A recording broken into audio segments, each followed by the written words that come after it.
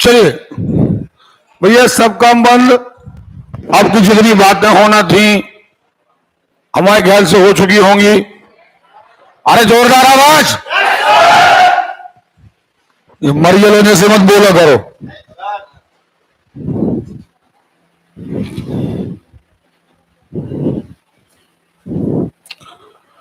Good morning, जय हिंद। चलिए, अब आज हमें सबसे पहले हम बात करेंगे संविधान की।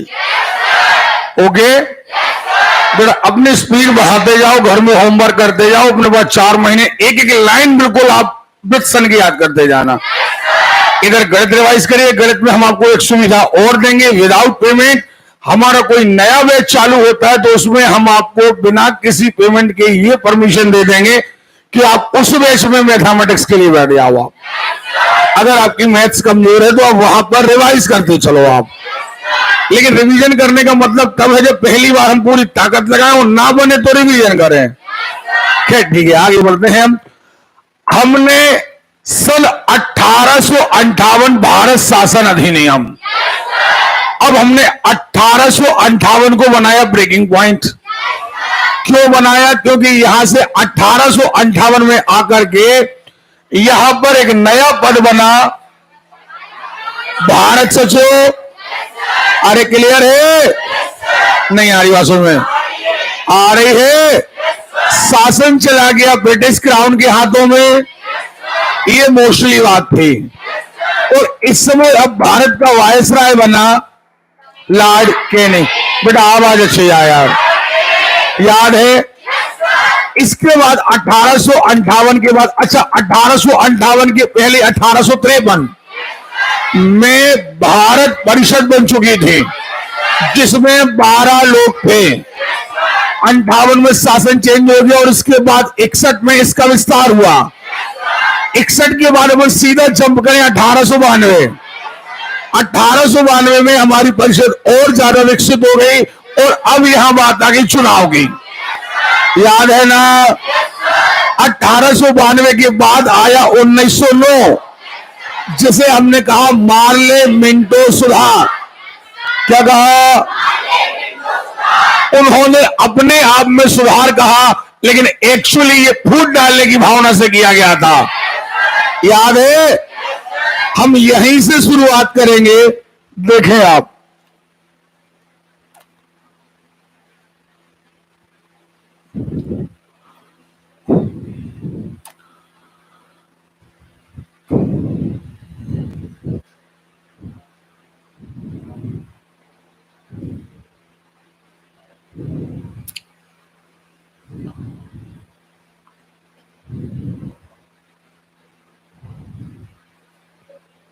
ये देखें, हम चूंकि ये पढ़ चुके थे लेकिन फिर भी यहीं से हम रिवीजन करते हैं कि चूंकि 1892 से परिषद के चुनाव होने लगे। अरे क्लियर है? अब परिषद के चुनाव में चूंकि आपको पता है कि परिषद काय के लिए बनाई गई थी? कानून बनाने के लिए। लेकिन ये मात्र नाम मात्र की थी। एक तरफ तो कहा गया कि परिषद क्या बनाएगी? कानून। लेकिन कानून पर हस्ताक्षर करने के अधिकार किसको थे? गवर्नर को थे। किसको थे? और अगर गवर्नर मना ना भी करे, एक्सेप्ट कर ले, तो फाइनली किसके पास थे? संसद। याद है? यार बढ़िया माहौल बनाओ यार। ओके, अब मार्ले मिंटो सुधार, भारत सचिव मार्ले हैं, वायसराय कौन है? अरे क्लियर है? और यहां पर सबसे इंपॉर्टेंट बात थी कि 92 में जो चुनाव हुए, अब इसके बाद फूट डालने के लिए अलग अलग जातियों के लिए, खास तौर पर मुसलमानों के लिए, क्योंकि उस समय हिंदू मुसलमान एकता बहुत ज्यादा जोर पर थी। और अंग्रेजों को जो खतरा था वो सबसे ज्यादा कैसे था? हिंदू मुस्लिम एकता से। सुन रहे हो? तो मुसलमानों को अलग करने के लिए, हिंदुओं को अलग करने के लिए, मुसलमानों को सांप्रदायिकता के आधार पर, सांप्रदायिकता इन द सेंस धर्म के आधार पर, के आधार पर एक अलग एरिया बंटवारे में दे दिया गया। कि मुसलमान वाले एरिया से केवल मुसलमान चुनाव लड़ेंगे, सिख वाले एरिया से केवल, हाँ या ना? इसलिए इस अधिनियम को हम सांप्रदायिकता का आधार मानते हैं। क्या मानते हैं? अब देखें पृथक निर्वाचन व्यवस्था। ये पृथक निर्वाचन व्यवस्था क्या है? अलग अलग जाति के लिए अलग अलग निर्वाचन। समझ में आ रही बात? चलिए, इसीलिए लॉर्ड मिंटो हमारे यहां के थे वायसराय। ओके, तो लॉर्ड मिंटो को सांप्रदायिकता का जनक कहा जाता है। चलिए, अब सीधा सीधा ये सब बातें हो गई थी और हम आते हैं सीधा 1919, 10 साल के बाद। 10 साल के अब एक नया सुधार आया। देखिए, अंग्रेज अपने आप में कह रहे हैं सुधार। अंग्रेज अपने आप में क्या कह रहे हैं कि हमने पहले से और ज्यादा सुधार किया। इसे कहा गया मॉन्टेग्यू चेम्सफोर्ड सुधार। क्यों? क्योंकि दो नाम आ रहे हैं। इनमें से मॉन्टेग्यू क्या है? भारत, ओके, और चेम्सफोर्ड क्या है? भारत के। अब आपको कहानी हम समझा चुके कि यहां वायसराय है और इंग्लैंड में, हाँ है ना? भारत सचिव को 15 सदस्य लोग सलाह दे रहे हैं और यहां पर 5 सदस्य सलाह दे रहे हैं। लेकिन ये सूचना किसको दे रहे हो? इसको, और दोनों मिलकर के काम कर रहे हैं। ये कहानी क्लियर है ना? अब क्या हुआ? अब 1919 बहुत ज्यादा इंपॉर्टेंट है। केंद्र में द्विसदनात्मक व्यवस्था। द्विसदनात्मक कैसी? जो आज हमारे यहां संसद है वो भी द्विसदनात्मक है। राज्यसभा हो है ना? संसद के कितने सदन है? 2। और ये बना कब दिए गए थे? 1919, हाँ या ना? तो अब केंद्र की सरकार का विश्लेषण अलग है, राज्य की सरकार का विश्लेषण, हाँ या ना? तो 1919 में केंद्र में द्विसदनात्मक, ये उच्च सदन है राज्य परिषद और विधान परिषद है निम्न। सुन रहे हो? अरे क्लियर है? जिसे हमने विधान परिषद कहा है, इसका नाम कभी कभी विधानमंडल भी आता है। क्या आता है? विधानसभा या विधानमंडल। जबकि अभी वर्तमान में हम विधानसभा किसे इस्तेमाल करते हैं? राज्यों के लिए करते हैं विधानसभा। नहीं आ रही बात समझ में? लेकिन उस समय विधानसभा शब्द का इस्तेमाल केंद्र के लिए होता था। क्या के लिए होता था? तो आप थोड़ा समझ जाइएगा ध्यान से। उस समय विधानसभा इन द सेंस सरकार पूरी ओवरऑल भारत के लिए। लेकिन आज अगर हम कहें कि विधानसभा तो राज्यों के लिए। चलिए, तो 2 सदन थे, दोनों की शक्तियां समान थी। अब दोनों की शक्तियां समान कैसी? फिर वही बात जैसा आज होता है कि ये लोकसभा है, ये राज्यसभा है। और आज वर्तमान में हमने क्या कहा था? राष्ट्रपति है। सो यहां पर उस समय बात करें तो ये राज्य परिषद है, ये विधान परिषद है, हाँ या ना? अब ये राष्ट्रपति की जगह ये कौन है? गवर्नर। कौन है ये? तो अब क्या कहा गया कि अगर कानून बनाना है तो चाहे यहां बिल शुरुआत करो और यहां 2/3 से पारित हो जाए तो यहां भेज दो, यहां भी पारित हो जाए तो, हाँ या ना? नहीं आ रही बात समझ में? लेकिन आज भी याद रखिएगा, आपको याद हो आज की स्थिति देखें, लोकसभा और राज्यसभा। लोकसभा हो, ये जनता का सदन है। याद, हम आज की बात कर रहे हैं। लोकसभा के सदस्य सीधे जनता द्वारा चुने जाते हैं, जबकि राज्यसभा के सदस्य सीधे जनता द्वारा। अरे क्लियर है? और ये बात हमने आपको पहले दिन ही बताई थी, क्या नहीं बताई थी? यहां जनता सीधे मतदान करती है, इसमें राज्यसभा में सीधे मतदान। तो ये जनता का सदन है, इसलिए पैसे से संबंधित बात, चाहे बजट पेश करना हो, चाहे धन विधेयक पेश करना हो, चूंकि पैसा जनता का है। पैसा का है? तो याद रखिए, बाकी मामलों में दोनों के पास समान अधिकार है। चाहे यहां बात उठे तो यहां जाएगी, या यहां बात उठे तो, और फाइनली कहां जाएगी? हाँ या ना? लेकिन अगर पैसे की कोई बात है, बजट की कोई बात है, तो केवल कहां आएगा? लोकसभा। कहां आएगा? अब चूंकि उस समय की बात है, तो उस समय ये लोकसभा राज्यसभा नाम नहीं थे। एक का नाम था लोकसभा की जगह विधानसभा। क्या नाम था? और इसका नाम था राज्य परिषद। क्या नाम था? तो ये ही सब कुछ था। यानी बाकी मामलों में दोनों के पास समान अधिकार थे, लेकिन बजट के मामले में यही पावरफुल थी। नहीं आ रही बात समझ में? आ रही है? चलिए देखो जरा। तो बजट पर स्वीकृति प्रदान करने का अधिकार विधानसभा को था। एक्ट 1919 की विशेषताएं, प्रांतों में द्वैत शासन।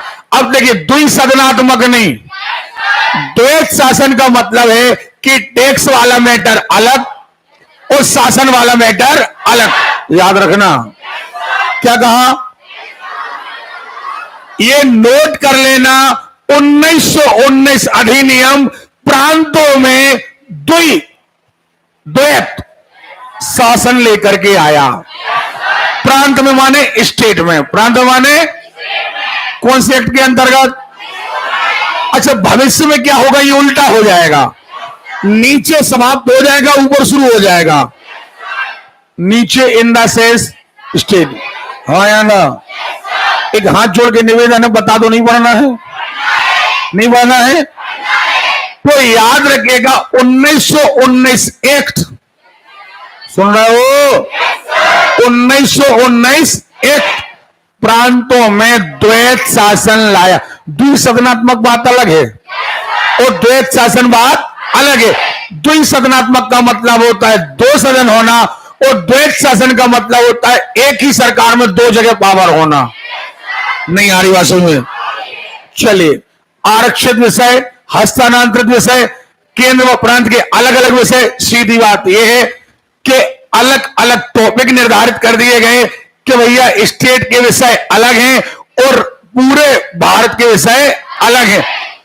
इनके लिए नियम बनाएंगे, जैसे आज भी है, पुलिस है, पुलिस मध्य प्रदेश की होती है, तो ऐसे टॉपिक निर्धारित कर दिए गए कि भैया ये तुम्हारे हैं और इन पर अधिकार केंद्र का है। तो यही विषय कहलाए। अब आगे चल करके जब हमारा संविधान में पढ़ेंगे तो ये सारी चीजें मिलेंगी। इस अधिनियम में लोक सेवा आयोग के गठन का प्रावधान किया गया, एक वैधानिक आयोग का गठन किया गया।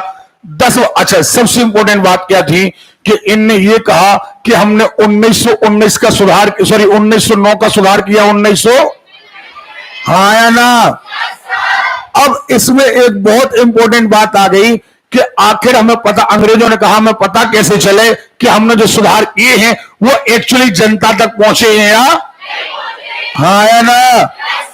तो इनने एक नया पॉइंट डाल दिया इस अधिनियम में कि हम हर 10 साल में, कितने साल में, एक आयोग गठित करेंगे जो हमें ये रिपोर्ट बताएगा कि आखिर कितना सुधार हुआ। ये बात 1919 की दो बातें वेरी वेरी मोस्ट इंपोर्टेंट है। एक द्वैत शासन और एक हर 10 साल में एक आयोग का गठन। समझ में आ रही बात? हाँ या ना? पक्का? अच्छा, जब ये हो गया तो अब अगली बात आती है, बहुत ध्यान से सुनिएगा। चलो सीधा आते हैं साइमन कमीशन। साइमन कमीशन क्यों? क्योंकि 1919 में जो बात इनने कही थी इसके 10 साल होने थे 1929 में। हाँ ना? अतः इन्हें 1929 में रिपोर्ट चाहिए थी, और चूंकि भारत बहुत बड़ा देश था, कोई छोटी मोटी रिपोर्ट तो थी नहीं, समय लगना था। अतः इनने लंदन में, इंग्लैंड में एक आयोग बनाया, जिस आयोग के अध्यक्ष थे सर साइमन। और यह बनाया कब? 1927 में। तो याद रखना, साइमन कमीशन कब बना? जोरदार आवाज। अरे क्लियर है? ये भारत आया 1928 में। कब आया? अनुमान यह लगाया गया कि 1929 तक ये रिपोर्ट दे देगा, लेकिन चूंकि इसका विरोध हुआ, एक भी भारतीय सदस्य हुए, तो भारत का किसका विरोध हुआ? जब इसका विरोध हुआ तो जैसे ये भारत 1928 में आया, इसका विरोध हुआ, इसलिए ये रिपोर्ट प्रस्तुत हो पाई 1930 में। कब आ पाई? तो साइमन कमीशन कब बना? भारत कब आया? हाँ या ना? अब इसमें 3 सदस्य थे, तीनों अंग्रेज थे, एक भी भारतीय सदस्य, हाँ या ना? अतः साइमन कमीशन वापस जाओ के नारे लगाए गए, साइमन मुर्दाबाद के नारे लगाए गए। सुन रहे हो? अच्छा, उस समय भारत सचिव, अब भारत सचिव कहां? हाँ या ना? बैठे थे बर्किन हेड। कौन बैठे थे? बर्किन हेड बैठे थे। उनने भारतीयों से कहा कि तुम आखिर अंग्रेजों के बनाए नियम, कौन नियम? 1909, 1919, अगर तुम इतने चिढ़ते हो तो खुद नियम क्यों नहीं बना लेते? अंग्रेजों का मानना यह था कि भारत वाले एकदम बेवकूफ हैं, गंवार हैं, ये कभी क्या जाने ये एक्ट में क्या होते हैं। तो इनने सोचा कि भारत वाले डर जाएंगे कि अरे यार हम नहीं बना पाएंगे, भाई आप ही बनाओ। लेकिन उस समय कुछ लोग ऐसे थे जो विदेशों से कानून पढ़ करके आए थे, उनने तबाक से ये बात पकड़ ली। सुन रहे हो? उनने तबाक से बात, बर्किन हेड ने चुनौती दी कि क्या आप अपने लिए कानून बना सकते हो? और ये भारतीयों ने बात पकड़ ली कि हाँ, हम अपने लिए कानून बना सकते हैं। और अब उनके मन में एक बात आ गई कि हाँ, भारत का कानून भारत वालों को ही बनाना चाहिए। सुन रहे हो? हम पर इंग्लैंड से आए कानून थोपे नहीं जाना, इसे कहा जाता है डोमिनियन स्टेट। क्या कहा जाता है? उस समय के लोगों ने कहा कि भैया अंग्रेज आप राज करो, आप शासन करो, हमें कोई इतराज नहीं है, लेकिन जो कानून चल रहे हैं वो लंदन से मत हमारे ऊपर ला दो, हम खुद बनाएंगे। हमारे यहां एक विधानसभा बना दो, हमारी संविधान सभा बना दो, संविधान सभा संविधान बनाएगी और उस संविधान के अनुसार आप काम करो। ये क्या कहलाया? Dominion state. क्या कहलाया? तो अब 1928 में जैसे ही चैलेंज मिला, सुन रहे हो, भारत के कुछ नेता जल्दी से इकट्ठे हो गए, कुछ कांग्रेस के, कुछ मुस्लिम लीग के, कुछ हिंदू महासभा के, कुछ निर्दलीय। सुन रहे हो? इनने जल्दी से एक कमेटी बनाई और एक पर्चा बनाया। अब पर्चा को अंग्रेजी में कहते हैं रिपोर्ट। क्या कहते हैं? तो अगस्त 1928 की बात है, इन्होंने अंग्रेजों के सामने एक पर्चा रख दिया। अब जब ये जो कमेटी बनी थी, ये इस कमेटी के अध्यक्ष थे मोतीलाल नेहरू। कौन थे? अतः जो ये पर्चा दिया गया, ये जो रिपोर्ट बनाई गई, उसे कहा गया नेहरू रिपोर्ट। क्या कहा गया? और ये रिपोर्ट किसके सामने रख दी गई? अंग्रेजों के सामने रख दी गई। कब रख दी गई? सुनाई नहीं दिया। ये 10 अगस्त 1928 की बात है। कब की बात है? अब प्रश्न उठता है कि इस रिपोर्ट में था क्या? तो फिर वही बात, उनने ये कहा था कि पहली बात तो वयस्क मताधिकार दो। पहले भारत के लोगों को वयस्क मताधिकार प्राप्त नहीं था। जो लोग टैक्स भरते थे, जो बड़े लोग थे, उनको बस वोट देने का अधिकार था, वयस्क मताधिकार प्राप्त। तो पहली डिमांड करी गई कि वयस्क मताधिकार दो। नंबर 2 कहा गया कि आप जो जाति के आधार पर चुनाव करा रहे हो कि मुसलमानों के एरिया से मुसलमान लड़े, हिंदू के एरिया से नहीं, ये खत्म करो, सांप्रदायिक चुनाव खत्म करो। हाँ, आपको आरक्षण देना है तो आप आरक्षण दे दो। आप कह दो कि 2 मुसलमान लड़ेंगे तो 2 मुसलमान लड़ेंगे, कहीं से लड़े लेकिन 2 मुसलमान लड़ेंगे। 2 सिख लड़ेंगे तो सिख लड़ेंगे, अब ये नहीं कि सिखों की एरिया से लड़ेंगे। तो तीसरा, हमें मौलिक अधिकार प्रदान करो। कौन से अधिकार? तो ऐसी बहुत महिलाओं को भी बराबरी का अधिकार दो, ऐसी एक रिपोर्ट मांगे अंग्रेजों के सामने रखी गई। अंग्रेज थे, मानने से रहे। सुन रहे हो? अतः अंग्रेजों ने वो रिपोर्ट कचरे के डिब्बे में डाल दी और यही कारण था कि 1 साल, अब देखना यहां पर लगभग आ गया तो 1929। सुन रहे हो? 1929 लास्ट डेट तक इंतजार किया गया और इसके बाद में कंप्लीटली फ्रीडम के बारे में बात होने लगी, जब अंग्रेजों ने हमारी बात को स्वीकार नहीं की।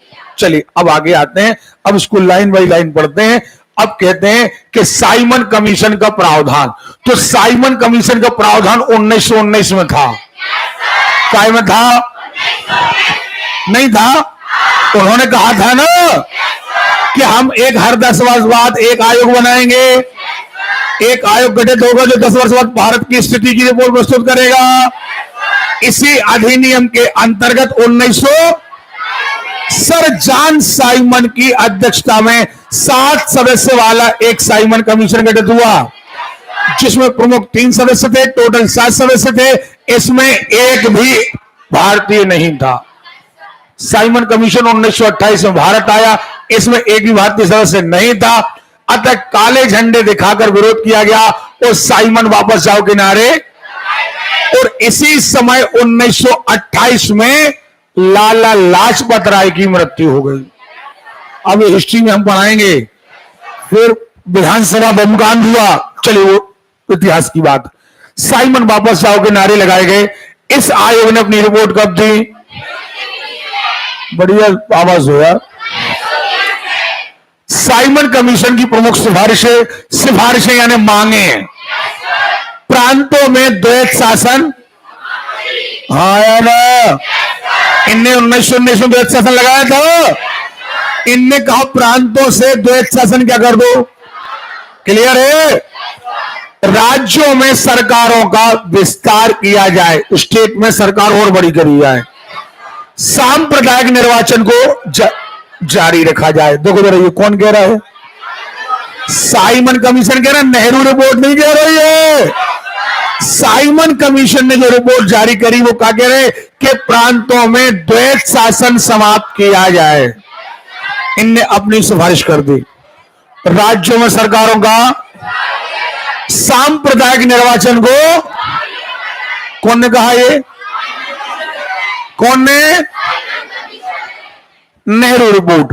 अब तात्कालीन उस समय बर्किनहेड सचिव थे, भारतीय नेताओं को इस तरह संविधान बनाने की चुनौती पेश की कि अगर आप हमारा इतना विरोध कर रहे हो तो खुद संविधान बना लो। ये बात भारतीयों ने पकड़ ली, लेकिन अंग्रेज कभी नहीं चाहते थे कि भारत वाले संविधान खुद का बनाए। सुन रहे हो? यह चुनौती स्वीकार करते हुए भारतीय नेताओं के द्वारा पंडित मोतीलाल नेहरू की अध्यक्षता में एक समिति गठित की गई। समिति का नाम नेहरू समिति रखा गया। क्या नाम रखा गया? ये नेहरू समिति कब बनी? 1928। कब बनी? अरे क्लियर है? अब देखो, इस समिति के सब मोतीलाल नेहरू अध्यक्ष कांग्रेस से थे, सुभाष चंद्र बोस कांग्रेस से थे, जवाहरलाल नेहरू कांग्रेस से थे, सर सैयद इमाम। अच्छा एक बात और, इस समिति के सचिव जवाहरलाल नेहरू कैसे थे? सर सैयद इमाम मुस्लिम लीग से, शोएब कुरैशी मुस्लिम लीग से, हिंदू महासभा से, M.R. जयकर हिंदू महासभा से, G.R. प्रधान हरिजन सभा से, सरदार मंगल सिंह सिख और तेज बहादुर सप्पू उदारवादी। ठीक, ऐसे करके सदस्य थे। अब नेहरू रिपोर्ट में क्या कहा गया? यह रिपोर्ट अंग्रेजों के सामने रखी गई 10 अगस्त 1908। डेट याद होनी चाहिए। कब? अरे क्लियर है? इसमें क्या कहा गया? नेहरू रिपोर्ट कहा गया भारतीयों द्वारा संविधान बनाने का प्रथम प्रयास, यानी पहली बार भारत के लोगों ने संविधान बनाने के लिए एक अपील करी कि हम अपना कानून खुद बनाएंगे। समझ में आ रही बात? अरे क्लियर है? नेहरू रिपोर्ट में क्या मांगे की गई? डोमिनियन स्टेट की मांग। Dominion state in the sense कि हमें संविधान बनाने का मौका दो, शासन आप ही करो, कानून हमारा होना चाहिए। नंबर 2, चुनाव का आधार नहीं बताया हमने, हाँ या ना? सांप्रदायिक निर्वाचन व्यवस्था, हाँ या ना? इसकी जगह आप चाहें तो क्या कर दें? आरक्षण। क्या कर दें? इसके स्थान पर आबादी के अनुपात में सीटों का, और देखें भारतीय नागरिकों को मौलिक अधिकार नहीं बताया हमने, महिलाओं को अधिकार दिए जाएं, एक न्याय व्यवस्था को मजबूत करने के लिए सर्वोच्च न्यायालय बनाया जाए। अब आप कहोगे कि सर सर्वोच्च न्यायालय तो 73 में आ चुका, वो नाम का न्यायालय था और वो केवल किसके लिए था? कंपनी के लिए। काय के लिए? नहीं आ रही बात समझ में। मांग करी गई कि पूरी भारत की जनता के लिए एक सर्वोच्च न्यायालय की व्यवस्था, सुन रहे हो?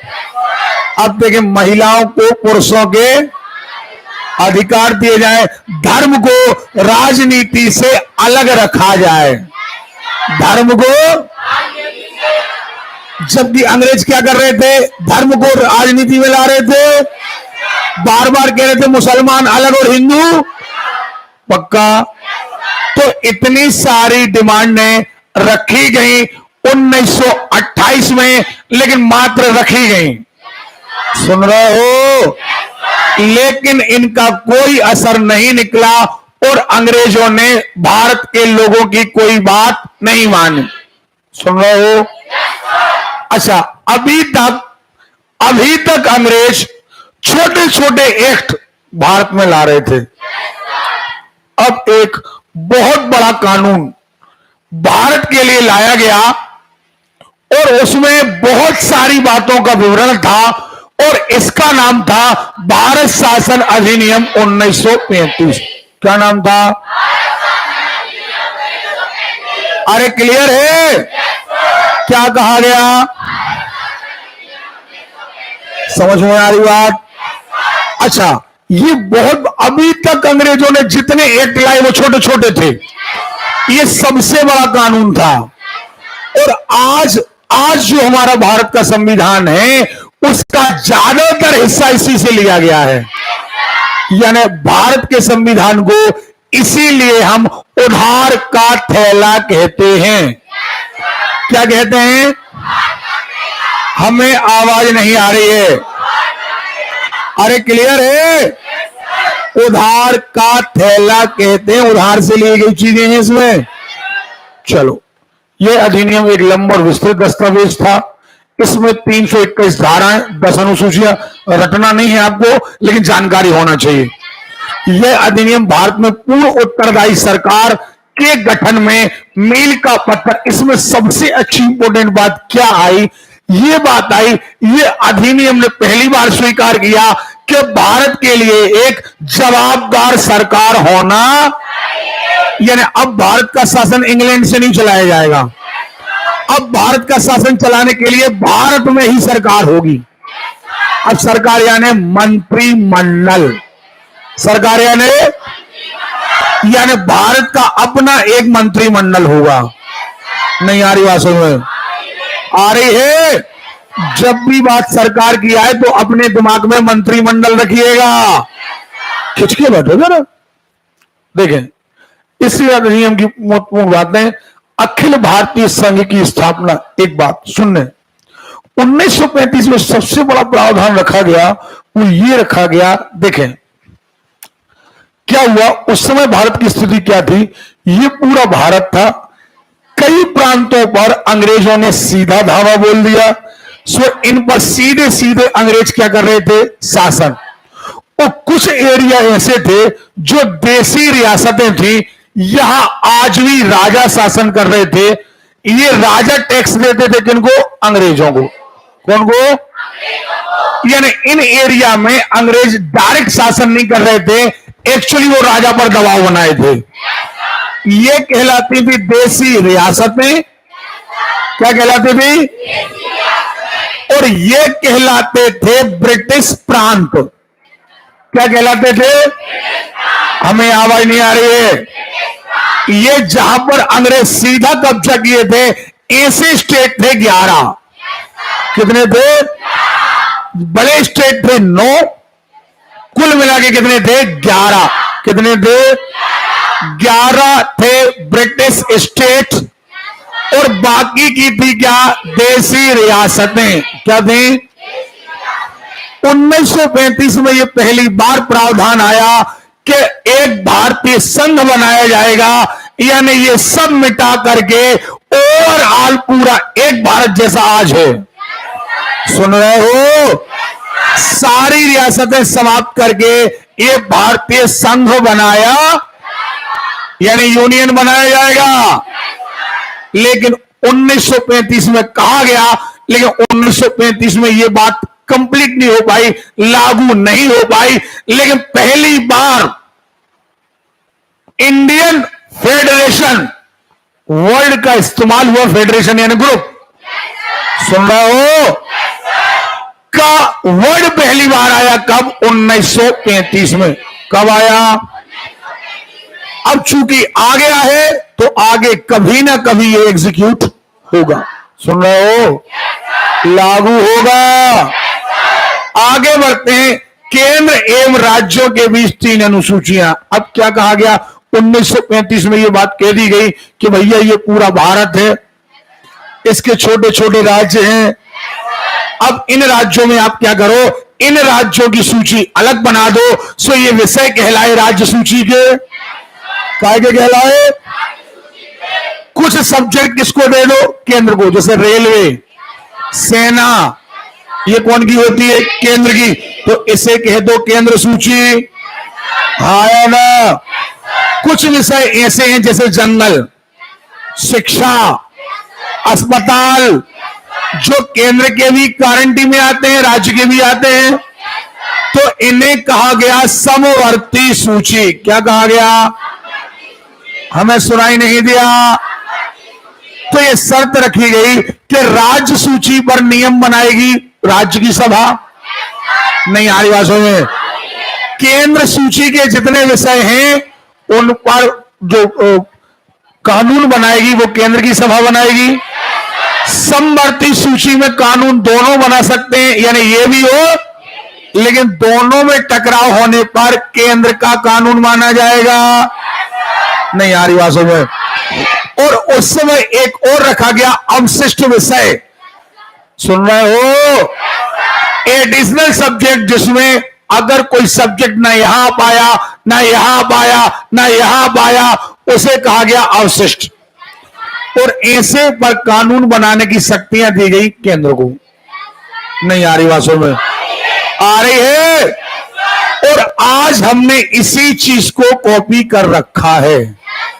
हम क्या करते हैं, जैसे मध्य प्रदेश की विधानसभा है तो पुलिस के बारे में कानून बनाने का, शिक्षा के बारे में कानून बनाने का, खेती के बारे में कानून बनाने का, जितने स्टेट के टॉपिक हैं उन पर कानून बनाती है हमारी एमपी सरकार, एमपी की विधानसभा।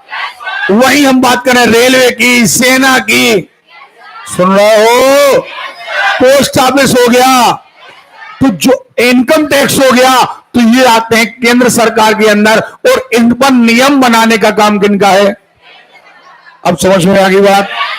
हमने यही चीज को कॉपी किया है आज भी। समझ में आ रही बात? इसीलिए भारतीय संविधान को उधार का थैला कहते हैं। सुन रहे हो? अब 3 अनुसूचियां देखें। अखिल भारतीय संघ की स्थापना। अब देखो जरा, उस समय क्या कहा गया था, हालांकि एग्जीक्यूट नहीं हो पाया।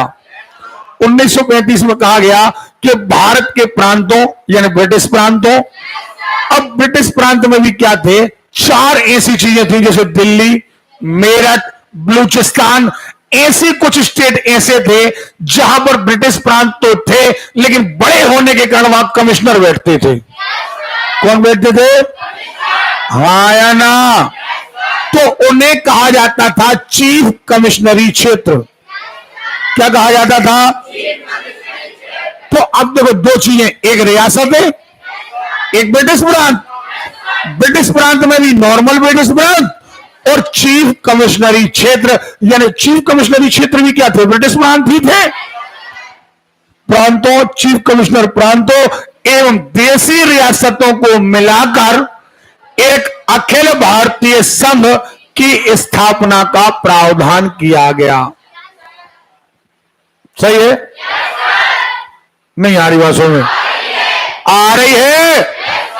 चलो, परंतु यह व्यवस्था कभी अस्तित्व में कब तक नहीं आ पाई? जब तक देश हमारा आजाद नहीं हो गया, 1940 तक नहीं आ पाई।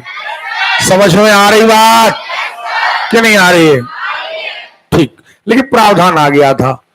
केंद्र एवं राज्यों के भी 3 अनुसूचियां, संघ सूची, राज्य सूची, समवर्ती सूची।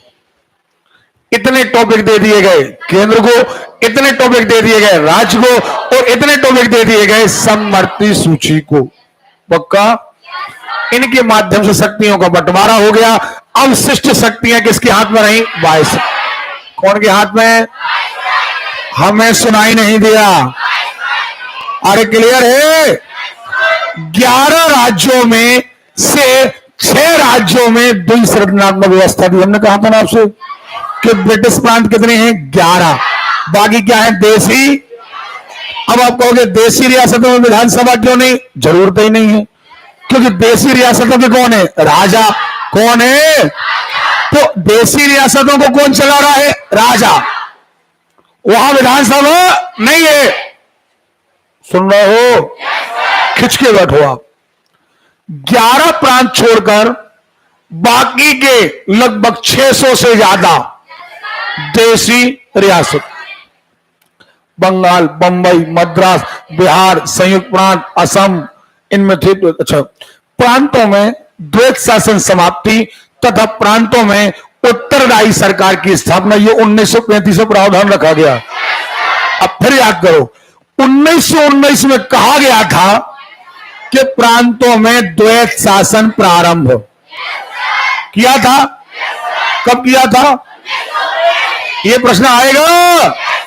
और 1935 के एक्ट में कहा गया प्रांतों से द्वैत शासन समाप्त। 2 प्रश्न क्लियर हो गए। पहला, आदर्श क्या हो गया? कर से ठीक। देखे, अब केंद्र में द्वैत शासन प्रारंभ। 3 क्वेश्चन क्लियर। पहला, प्रांतों में द्वैत शासन कब प्रारंभ? 1919। 1, प्रांतों में द्वैत शासन कब समाप्त? 1900। अरे क्लियर है? उल्टा हो गया, केंद्र में द्वैत शासन प्रारंभ। क्लियर है? अरे क्लियर है? केंद्र में द्वैत शासन प्रणाली प्रारंभ, सांप्रदायिक प्रतिनिधित्व का विस्तार। चलिए अब यहां सुने, भारतीय रिजर्व बैंक की स्थापना, यह भी 1935 में आई। पक्का? लोक सेवा आयोग की स्थापना, संघ लोक सेवा आयोग अलग, राज्य लोक सेवा आयोग अलग, संघीय न्यायालय का प्रावधान। इसमें प्रावधान रखा गया कि भारत का अपना एक सुप्रीम कोर्ट होगा। सुन रहे हो?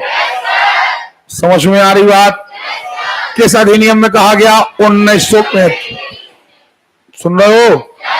और 1937 आते आते भारत का एक सुप्रीम कोर्ट की स्थापना हो गई और इसका नाम रखा गया फेडरेशन कोर्ट। क्या नाम रखा गया? आवाज नहीं आ रही है?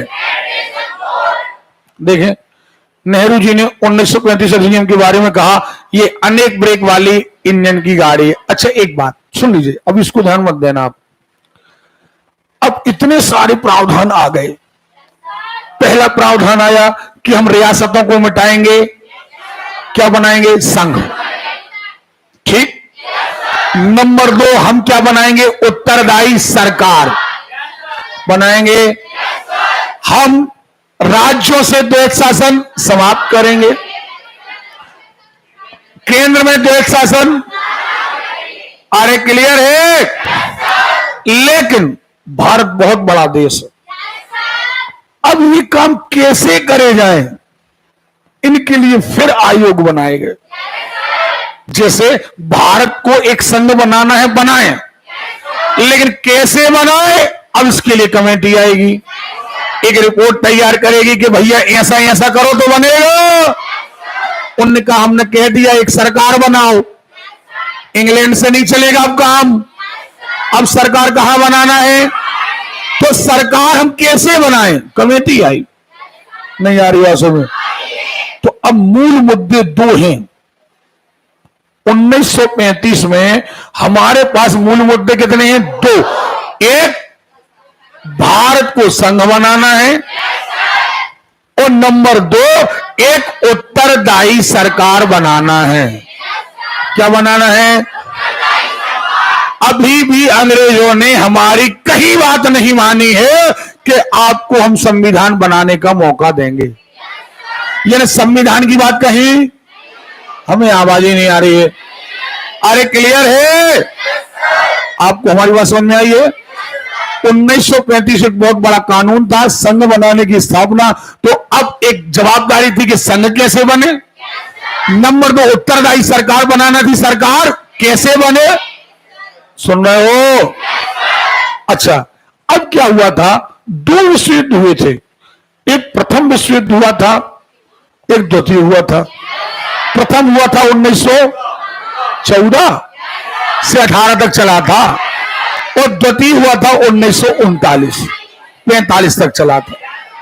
अच्छा, जब 1914 प्रथम विश्व युद्ध हुआ, उस समय महात्मा गांधी बैरिस्टर बनकर के भारत लौटे थे, और ये अंग्रेजों के प्रति बड़े उदार थे। इनका बड़ा विश्वास था अंग्रेजों के प्रति, और लोग, भारत के लोगों की आस्था थी महात्मा गांधी के प्रति। तो महात्मा गांधी ने सभी लोगों को प्रेरित किया कि वो अंग्रेजों की सेना में शामिल हो और विश्व युद्ध में साथ, अंग्रेज हमारा साथ देंगे। लेकिन अंग्रेजों ने क्या किया? सेना में शामिल किया। युद्ध जीतने के बाद जस की तस स्थिति कर दी, भारत की कोई साथ भारत का नहीं दिया। इसलिए महात्मा गांधी को भर्ती कराने वाला एजेंट भी कहा गया। भर्ती कराने वाला, उस समय की बात तो रही सही। फिर 1939 में फिर युद्ध छिड़ गया। अंग्रेज एक्चुअली कूटनीति में आगे थे, दिलेर इतने नहीं थे। भारत की सेना बड़ी दिलेर थी। तो अब अंग्रेजों ने फिर कहा कि हमें सेना चाहिए, भारत के लोगों से कहो कि सेना में भर्ती हो। सब लोगों ने क्या कर दिया? मना, कि नहीं, अब तुम्हारा साथ नहीं देंगे। और अगर साथ देंगे तो कांग्रेस ने कहा एक ही बात पर देंगे, तुम वचन दो कि हमें संविधान बनाने का मौका दोगे। उस समय भारत के वायसराय थे लॉर्ड लिनलिथगो। कौन थे? अरे क्लियर है? अच्छा, इनने हां कह दिया कि हां हम करेंगे ऐसा। लेकिन भारत वाले लोग अंग्रेजों से बड़े वाकिफ थे। उन्होंने कहा नहीं, ये कल पलट जाएंगे। उन्होंने कहा ऐसे नहीं, अधिनियम बनाओ। क्या बनाओ? तो अब आनन फानन में लॉर्ड लिनलिथगो ने 1940 में, अगस्त 1900, एक प्रस्ताव पारित कर दिया कि आने वाले समय में हम भारत के लोगों के लिए, भारत के लोगों से मिलकर एक सभा बनाएंगे, संविधान सभा बनाएंगे, जो भारत के लिए संविधान बनाने का काम करेगी। कौन ने कह दिया? लॉर्ड लिनलिथगो ने। कौन ने? और एक सरकारी पत्र पर कहा, एक अधिनियम पर कहा। सुन रहे हो? और ये कब कहा? अगस्त 1940। सुन रहे हो? अतः इसे कहा गया अगस्त प्रस्ताव। क्या कहा गया? ये पहली बार था जब अंग्रेजों ने हमारी बात संविधान सभा की मानी। देखो, दो बातें। हमने पहली बार कब मांग करी? 1928 में। हाँ या ना? हमने नेहरू रिपोर्ट प्रस्तुत की पहली बार कब? आवाज नहीं आ रही है? क्लियर है? नहीं आ रही बातों में। अब नंबर दो, अंग्रेजों ने कब स्वीकार की? अगस्त 1940। तो याद रखना, पहली बार अंग्रेजों ने हमारी संविधान सभा की मांग को माना और कह दिया कि हां हम संविधान सभा बनाएंगे। लेकिन कुछ शर्तों के मुताबिक कहा, वो डेट नहीं दी। कहा बनाएंगे। कब बनाएंगे ये अभी डेट, हाँ या ना? अरे क्लियर है? तो अब अंग्रेजों के 3 टॉपिक हो गए। एक, उन्हें भारत का संघ बनाना है, क्योंकि कब कह दिया उन्होंने? 1935 में नहीं कहा है। भारत की एक सरकार बनाना है, ये भी कब कह दिया? 1935 में। और 1940 में कह दिया संविधान सभा बनाना है। सो अब अंग्रेजों के बाद टारगेट कितने हो गए? सुनाई नहीं दिया? 3 टारगेट भारत में पूरे करना है। पहला कौन सा? संघ बनाना, एक फेडरेशन बनाना। फेडरेशन का स्टेट का, सुन रहे हो? पक्का? स्टेट का फेडरेशन बनाना है। नंबर 2, एक गवर्नमेंट बनाना है। अब नंबर 3, संविधान सभा बनाना है। कितने टारगेट हो गए? 3 टारगेट हो गए। अरे क्लियर है? अब इन 3 टारगेटों को कैसे पूरा करें, इसलिए अब फिर रिपोर्टें तैयार होंगी और आयोग भेजे जाएंगे भारत। सुन रहे हो? अब देखो जरा, 1940 में कांग्रेस का रामगढ़ अधिवेशन, कांग्रेस ने स्पष्ट कर दिया कि यदि ब्रिटिश सरकार केंद्र में अंतरिम सरकार गठित करे, देखो, तो कांग्रेस द्वितीय विश्व युद्ध में सहयोग कर सकती है और हमें संविधान बनाने का मौका दे। इसके जवाब में अगस्त प्रस्ताव आ गया लॉर्ड लिटन को 8 अगस्त 1940। इसमें प्रावधान था संविधान निर्मात्री सभा का गठन किया जाएगा। क्या किया जाएगा? इस प्रस्ताव में भारत ने पहली बार भारतीयों की सरकार ने पहली बार भारतीयों की संविधान सभा की मांग को स्वीकार किया, यद्यपि कुछ शर्तों के। देखो लिखा ना, हाँ है ना? अगस्त प्रस्ताव इंडिया के लोगों ने अस्वीकृत कर दिया। क्यों कर दिया? क्योंकि इन्हें लगा कि तुम कह तो रहे हो लेकिन डेट कहां दे रहे? नहीं आ रही बातों में। 1935 में कहा था 40 आ गया, 5 साल आ गए, लेकिन तुमने अपना काम नहीं किया। देखो अब कृषि मिशन, अब अंग्रेजों ने विश्वास दिलाने के लिए कि हाँ अब हम काम, तो एक कृषि मिशन भारत भेजा गया कि जाओ पता लगा के आओ कि ये 3 काम कैसे करे जाएं। एक, संघ की स्थापना। नंबर 2, नंबर 3, इन्हें काम सौंपे गए 22 मार्च 1942। ध्यान रखना 42, सुन रहे हो?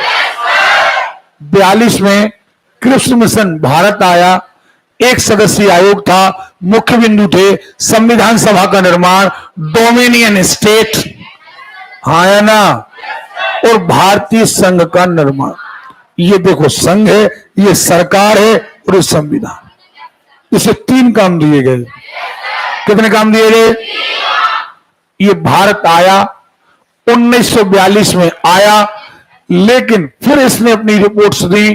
कृषि मिशन अस्वीकार करने का कारण इसने अप्रत्यक्ष रूप से पाकिस्तान की मांग को स्वीकार कर लिया इंडिविजुअल, यानी इसने डायरेक्ट नहीं कहा, इनडायरेक्ट कहा कि रियासतें चाहे तो स्वतंत्र रहें, चाहे तो भारत में रहें, चाहे तो एक अलग स्टेट बना लें। नाम नहीं लिया, लेकिन एक शब्द आ गया कि भारत से एक नई चीज बन सकती है, इसलिए भारतीयों ने इसे मानने से इनकार कर दिया। देखें, कांग्रेस सरकार द्वारा अस्वीकार। डोमिनियन स्टेट देंगे लेकिन कोई डेट नहीं है। पाकिस्तान निर्माण की बात कही तो मुस्लिम लीग खुश हो गई। मुस्लिम लीग क्या हो गई कि हाँ यार पाकिस्तान बनेगा, लेकिन कब बनेगा ये इनने नहीं बताया। सो फिर मुस्लिम लीग रोस्ट हो गई। नहीं आ रही बात में। फाइनली इस चीज को कृषि मिशन के जितने भी रिपोर्ट तैयार की गई थी उसे भारतीयों ने मानने से इनकार कर दिया और फाइनली कृषि मिशन भारत आया लेकिन फेल हो गया। अपना कोई भी काम नहीं कर सका, ना तो संघ बना सका। समझ में आ रही बात? ना तो संघ बना सका, ना सरकार बना सका और ना संविधान सभा बना। 1942 में आया, खत्म। इस दरमियान भारत में कई आंदोलन हुए, भारत छोड़ो आंदोलन, और इसी समय चल रहा था विश्व युद्ध। 1945 में खत्म हो गया। अब जब विश्व युद्ध खत्म होने लगा तो अब इन्हीं तीन कामों को करने, 1945 में खत्म हो गया। अब 1946 में इंग्लैंड युद्ध से हो गया फ्री। 1946 में क्या हो गया? अच्छा एक बात, वहां के लोग भी, इंग्लैंड के लोग भी परेशान हो गए थे पुरानी सरकार से, क्योंकि पुरानी सरकारें युद्ध में ज्यादा इंटरेस्ट ले रही थी। वहां की जनता का हो गई त्रस्त। तो 46 में वहां चुनाव हुए तो वहां की जनता ने तख्ता पलट कर दिया और इंग्लैंड में सरकार पलट गई। सरकार का हो गई। जब सरकार पलट गई तो सरकार की सोच भी पलट गई। नहीं आ रही बात समझ में? समझ में आ रही है? वहां 45 के लास्ट में सरकार पलट गई। कहां पलट गई? इंग्लैंड। कहां पलट गई? उसका असर भारत पर पड़ा, क्योंकि भारत पर कब्जा किसका था ना? इंग्लैंड का था। अब इंग्लैंड में जब सरकार पलट गई तो भारत पर भी उसका असर पड़ने लगा। अब भारत को जो 3 कामों का वचन दिया गया था, कौन 3 काम? नहीं, पहला बोलो, संघ का निर्माण, हाँ या ना? नंबर 2, नंबर 3, संविधान सभा का निर्माण। तो अब 3 कामों को करने के लिए इंग्लैंड ने अब फाइनली एक मिशन भेजा जिसका नाम था कैबिनेट मिशन। क्या नाम था? और ये भारत आया और इसने अपने पूरे काम किए। यानी इसने संघ बनाने का भी काम किया, इसने उत्तरदायी सरकार बनाने का काम भी किया और इसने संविधान सभा निर्माण काम भी किया। नहीं आ रही बात सुनो? और जब तक ये काम होते तब तक अंग्रेजों का विचार बन गया कि अब हमें भारत छोड़ना है। नहीं आ रही बात सुनो? आ रही है? तब तक अंग्रेजों की प्लानिंग बन गई कि हमें भारत, 1947 आ गया तो अब अंग्रेजों ने क्या किया? अभी तो कैबिनेट मिशन आएगा। कैबिनेट मिशन क्या करेगा? एक अंतरिम सरकार बनाएगा। संघ बनाने का काम भी कौन करेगा? अरे क्लियर है? और संविधान सभा, ये काम चल ही रहा था और इसी दौरान अंग्रेजों का मूड हो गया अब खत्म, अब जाना है।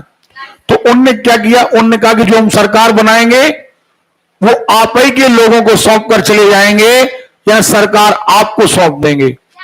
संविधान सभा जो हम बना रहे हैं वो संविधान सभा आपके लिए रहेगी, आपके कानून बनेंगे और जब तक आपका संविधान नहीं बन जाता तब तक यही सभा आपकी संसद का काम करे। हाँ या ना? 2 काम हो गए, संविधान सभा हो गई तो सरकार आप ही को सौंप के हम चले जाएंगे। अब एक काम बचा, कौन? संघ। संघ बनाने का। तो कैबिनेट मिशन ने पहले तो कहा कि भैया पाकिस्तान और हिंदुस्तान 2 राज्य नहीं होंगे, एक ही संघ बनेगा, क्योंकि उस समय अंग्रेजों के जाने का प्लान नहीं था। लेकिन जब फाइनली उनका प्लान बन गया कि हमें यहां से जाना है, जब यहां से हमें जाना है तो अब उनका प्लान बना कि भारत के 2 टुकड़े कर दो, एक पाकिस्तान और एक हिंदुस्तान।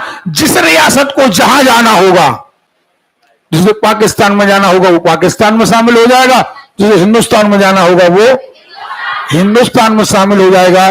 सो इस तरीके से प्रावधान भले ही बनाया था कैबिनेट मिशन ने, लेकिन हमारा जो संघ बना वो 1947 में स्वतंत्रता अधिनियम आया, उस अधिनियम के द्वारा बना। लेकिन योजना कौन सी थी?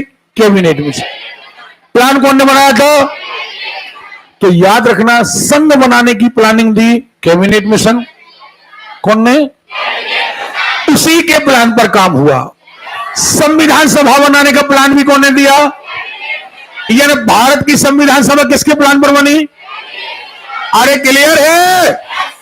और उस समय जो भारत की सरकार बनी, सरकारें दो बनी। एक, जब अंग्रेजों का प्लान नहीं था कि हम जाएं, लेकिन उन्होंने एक सरकार बना दी, वो कहलाई अंतरिम सरकार। क्या कहलाई? अरे क्लियर है? वो बनी कैबिनेट मिशन के आधार पर। क्या के आधार पर?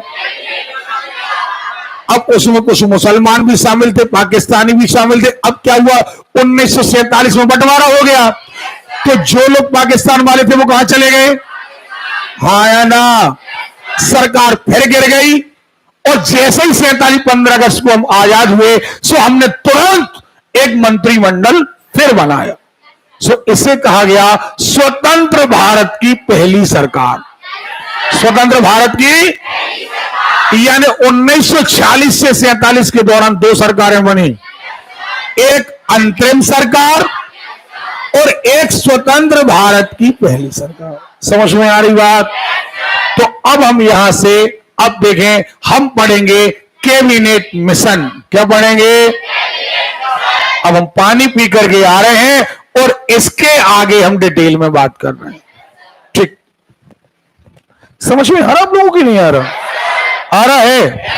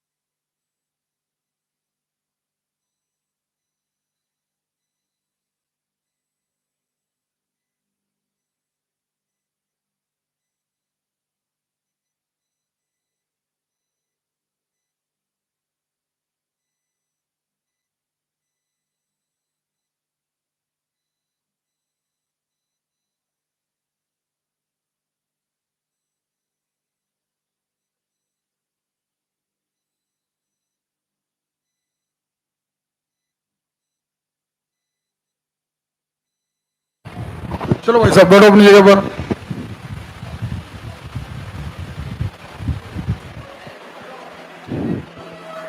जल्दी अपनी जगह पर चलो।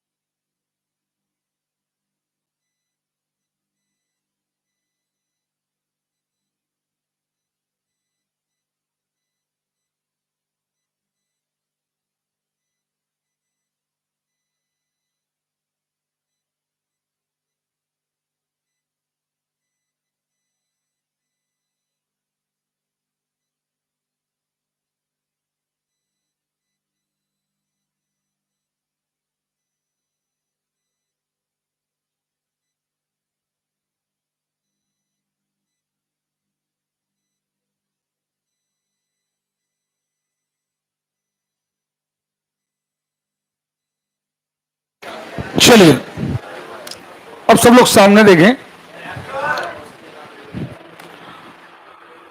इन चीजों को बहुत अच्छे से सुनते जाइएगा और बहुत बारीक तरीके से इनका एक दूसरे से बहुत अच्छा रिलेशन है। एक बार आपने जैसे मान के चलिए आपने 1935 1909 हम बात करें 1909 का बड़ा रूप आया 1919 1919 आया तो साइमन कमीशन आया।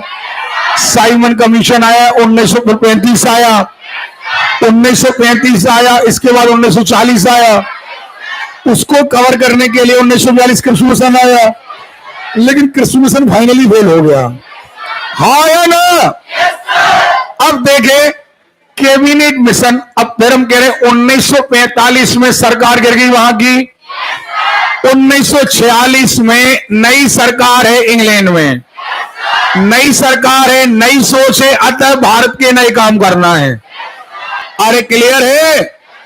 देखें आगे बढ़ते हैं तो हम कहते हैं ब्रिटिश प्रधानमंत्री सर क्लीमेंट एटली। कौन है? अरे क्लियर है? 22 जनवरी 1946 को कैबिनेट मिशन भारत भेजा। भारत भेजने की घोषणा की यानी एक बात तय हो गई कि कैबिनेट मिशन कहां आना है? भारत। अब देखें इसमें सर पेंथिंग लॉरेंस थे, एलबी अलेक्जेंडर थे और सर स्टुअर्ट क्रिप्स थे। मुख्य प्रावधान क्या थे? वही तीन। इनको काम क्या दिया गया? संघ की स्थापना, अंतरिम सरकार का गठन और संविधान सभा का निर्माण। सही है ना? ये दो काम देखो, ये दो काम तो चले आ रहे 1935 से। अरे क्लियर है? और 1940 में एक नया काम जुड़ गया, संविधान सभा का निर्माण। क्या? हमें आवाज नहीं आ रही है? तो सबसे पहले बात आती है कैबिनेट मिशन 1940। इसमें देखें, अब देखो सबसे पहले हम बात करें कि संघ का निर्माण कैसे होगा, पहला पॉइंट। फिर दूसरी बात हम करेंगे कि सरकार का निर्माण कैसे होगा। फिर तीसरी हम बात करेंगे संविधान सभा का निर्माण कैसे। सुन रहा हो? तो अब कैबिनेट मिशन ने क्या कहा? कैबिनेट मिशन अभी कहीं पर भारत की आजादी की बात नहीं है। अभी ये पॉइंट नहीं है कि अंग्रेज भारत से जाएंगे। अभी उनके दिमाग में ये बात नहीं है। तो उन्होंने कहा कि नहीं, न पाकिस्तान बनेगा न अलग कोई राज्य बनेगा। सारे राज्य चाहे वो ब्रिटिश हो, 11 ब्रिटिश, अब ये प्लस जो देसी रियासतें हैं उन रियासतों को कैंसिल करके भारतीय संघ में शामिल किया जाएगा। सुन रहे हो? हाँ, उन्हें यह छूट होगी कि वे सम्मिलित हो या स्वतंत्र रहें। नहीं आ रही बात समझ में? अभी ये छूट नहीं है कि वो पाकिस्तान, क्योंकि पाकिस्तान का निर्माण तो होना ही नहीं है। ये तो कब पाकिस्तान की चर्चा आएगी फाइनली? जब भारत के आजादी की बात आ जाएगी। यानी कैबिनेट मिशन ने तो मना कर दिया है। कैबिनेट मिशन ने काय का मना किया? पाकिस्तान निर्माण का। काय का? देखो, विदेश रक्षा संचार संघ के अधीन होंगे और संघ इनके लिए धन एकत्रित कर। संघ अपनी कार्यपालिका और विधायिका होगी जिसमें ब्रिटिश, भारत तथा देशी रियासतों के प्रतिनिधि होंगे। सुन रहे हो? अपनी कार्यपालिका, कार्यपालिका यानी गवर्नमेंट, कार्यपालिका यानी, और विधायिका यानी संसद, विधायिका यानी जो संघ बनेगा उसकी संसद होगी, संसद कानून बनाएगी और संसद से ही क्या बनेगी? एक गवर्नमेंट। गवर्नमेंट को क्या कहेंगे? कार्य। हाँ या ना? अब ये संसद कैसे बनेगी? इसमें ब्रिटिश प्रांत और देशी रियासतों से प्रतिनिधि आएंगे, चुनकर के आएंगे। देखें, कुछ प्रांत मिलकर अपने अलग समूह बना सकते हैं। प्रांतीय कार्यपालिका और विधायिका के अतिरिक्त अपनी सामूहिक कार्यपालिका विधायिका का निर्माण कर सकते हैं। भारत पर ब्रिटिश सरकार की प्रभुसत्ता को समाप्त कर दिया जाएगा। अभी ये बात अभी यहां नहीं आई है, ये बात यहां पर रॉन्ग है। अब ये बात आएगी कब? जब भारत की आजादी का निर्णय हो जाएगा तब। क्लियर है? यहां पर देखें, भारत पर ब्रिटिश सरकार, ब्रिटेन का नहीं, ब्रिटिश सरकार, यार उनकी सरकार अलग होगी, भारत की सरकार अलग होगी।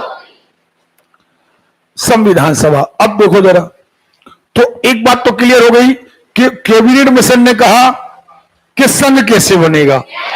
तो संघ कैसे बनेगा? ये 11 प्रांत, रियासतें सब क्या हो जाएंगे? मर्ज। हाँ या ना? एक छूट दी गई कि अगर वो स्वतंत्र रहना चाहे तो। अरे क्लियर है? लेकिन पाकिस्तान के निर्माण की यहां कहीं बात नहीं आई। कैबिनेट मिशन में, कैबिनेट मिशन ने जो प्लानिंग दी उसके अकॉर्डिंग कहीं पाकिस्तान के निर्माण की बात नहीं आई। ओके, आगे बढ़े। अब संविधान सभा का निर्माण कैसे करें? अब संविधान सभा के लिए बहुत सारे सदस्य चाहिए, जो इनने निर्धारित करे कि लगभग 389, इतने बड़े भारत को संविधान बनाना है तो लगभग भारत के हर कोने से सदस्य आना चाहिए। तो इनने कहा कि अच्छा, उस समय फिर याद दिला दे, पाकिस्तान की चर्चा नहीं है। तो इनने कहा 389 मेंबर संविधान सभा में होना चाहिए। फिर वही बात आ गई कि भारत में 2 प्रकार के राज्य हैं, एक जिन पर डायरेक्ट अंग्रेजों का कब्जा है, ब्रिटिश प्रांत, और देशी रियासत।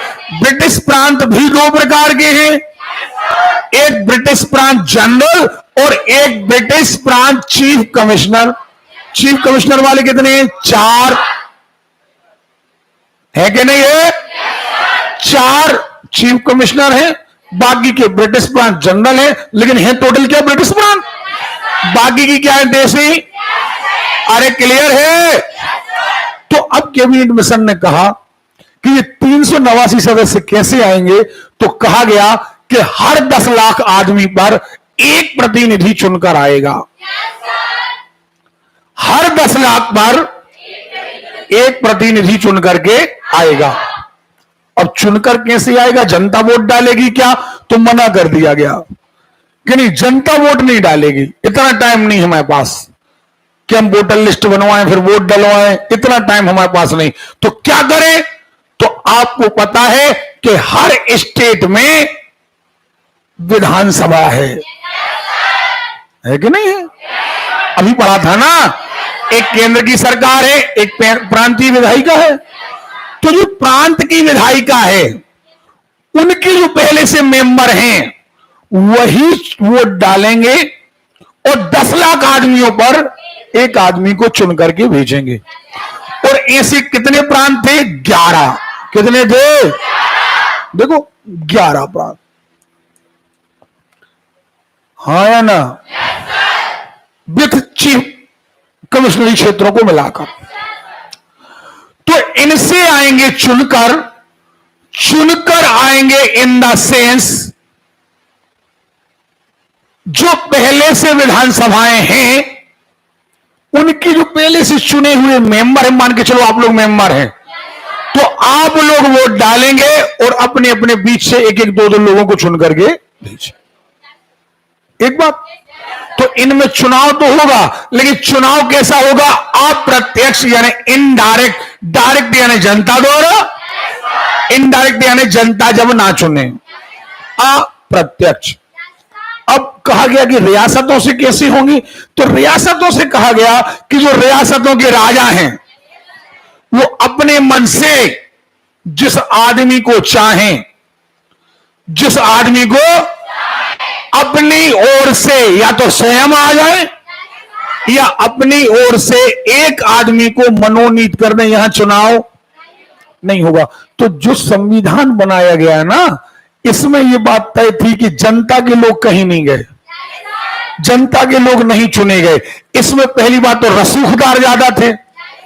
क्यों थे? अब सोचो कितने चलती वाले रहे होंगे कि जिन्हें पहले से चुने विधायकों ने वोट दिया, वो लोग चुनकर पहुंचे। और इस तरफ आ जाए तो राजा के द्वारा मनोनीत। अब राजा द्वारा मनोनीत कौन होगा? लगभग लगभग राजा ही होगा, नहीं होगा? राजा का कोई रिश्तेदार होगा या राजा का कोई दोस्त होगा? नहीं होगा। यानी आम जनता का आदमी संविधान सभा तक नहीं पहुंच सका। समझ में आ रही बात? यानी संविधान सभा पर भी बहुत रसूखदारों का प्रभाव रहा है। और यही कारण है भारत के संविधान की जो भाषा क्लिष्ट है, इसमें ज्यादातर वकील लोगों ने इसे बनाया और इस सोच के साथ बनाया था कि जब भी जरूरत पड़े तो वकीलों की ही जरूरत पड़े। इसलिए भारत के संविधान को वकीलों का स्वर्ग कहा जाता है। वकीलों का। तो आप एक बात समझ रहे हो ना? तो कैबिनेट मिशन ने क्या कहा कि संविधान सभा का निर्माण अप्रत्यक्ष निर्माण द्वारा होगा। लगभग 10 लाख व्यक्ति पर संविधान सभा में एक प्रतिनिधि होगा। सुन रहे हो? और उस समय कहा गया, कैबिनेट मिशन ने कहा कि 389 मेंबर होंगे। कैसे होंगे? जिनमें से ब्रिटिश प्रांतों से आएंगे 292, ब्रिटिश प्रांतों से 4 आएंगे चीफ कमिश्नरी क्षेत्रों से। अभी चीफ कमिश्नरी भी क्या है? ब्रिटिश प्रांत है। यानी ब्रिटिश प्रांतों से यदि टोटल करे जाएं तो आएंगे 296। कितने आएंगे? नहीं आ रही बात समझ में? क्योंकि जो ब्रिटिश कमिश्नरी क्षेत्र हैं वो भी क्या है? ब्रिटिश प्रांत नहीं है। अरे बोलो यार, है। तो फाइनली यदि हम बात करें तो देसी रियासतों से 93 और चीफ कमिश्नर क्षेत्रों से 4। इन्हें आपको याद करना है कि कैबिनेट मिशन योजना के अनुसार, क्या के अनुसार, भारतीय संविधान सभा में कितने सदस्य थे? 389। कितने थे?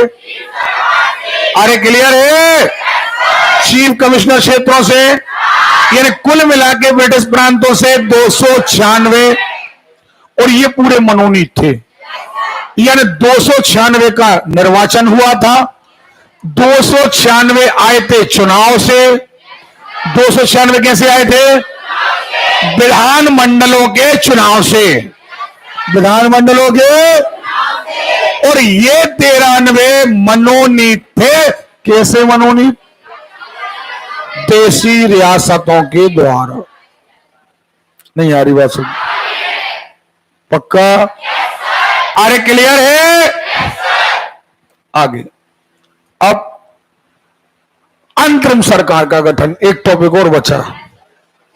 अपन ने एक टॉपिक क्लियर किया कि कैबिनेट मिशन ने संघ कैसे बनाया, क्लियर कर लिया। और रियासतों से कहा कि मर्ज हो जाओ।